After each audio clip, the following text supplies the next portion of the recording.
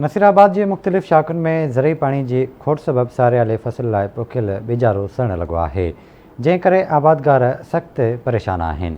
Report कर रहा है बशीर लगारी।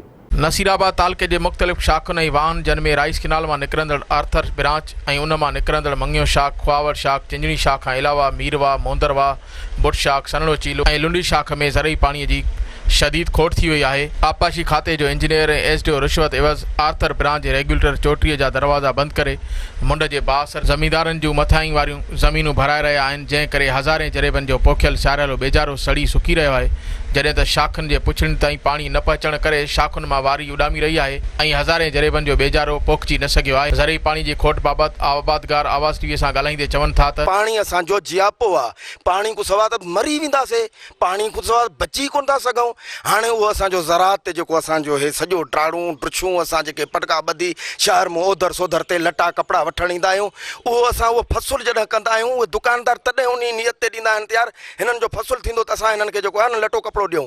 हाणे उहो असांजो पाणी कोन्हे, मई में पाणी अचण वारो, जून वियो, जुलाई वियो, अगस्त बीठो आहे। हाणे असांखे हे जेको पाणी हिननि खे त असां चऊं था खुदारा पाणी खे स्पीड सां ॾियो, थोरो टाइम वञी बचो आहे। आहे कोन वॾो आज़ार असां लाइ, बसि ॾिसो था पिया झटा पिया अथऊं, पानी आहे कोन, बिज सड़नि था पिया, ॾिसो था साम्हूं।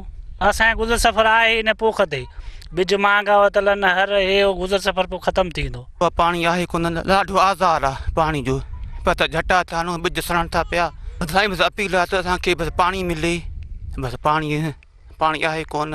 तव्हां साम्हूं ॾिसो था जेके ज़मीनूं बंजर थी वियूं आहिनि, खुआवड़ शाख, मंगियो शाख, चिंजणी शाख, ख़ासि करे अर्थर सां त माटली मां वारो सलूक आहे। हिन ते जेके ऑफिसर मुक़रर आहिनि उन्हनि जा बि रवैया आबादगारनि सां ढंगा आहिनि। मथे चोटी रेगुलेटर ते दरवाज़ा बंदि कयूं, पंहिंजूं ज़मीनूं आबाद कराए वेठा आहिनि। आबादगारनि जूं अवां ॻाल्हियूं ॿुधियूं त उन्हनि जो चवणु हुयो त आपाशी खाते जे राशि अमलदारनि खे फौरी तौर हटाए नसीराबाद तालुके जे वाहन ऐं शाखनि मां ज़रई पाणीअ जी खोट ख़तमु करे आबादगारनि खे मुआशी नुक़सान खां बचाए वञे। कैमरामैन मोहसिन कोतिब ओडाण सां गॾु बशीर अहमद लिगारी, आवाज़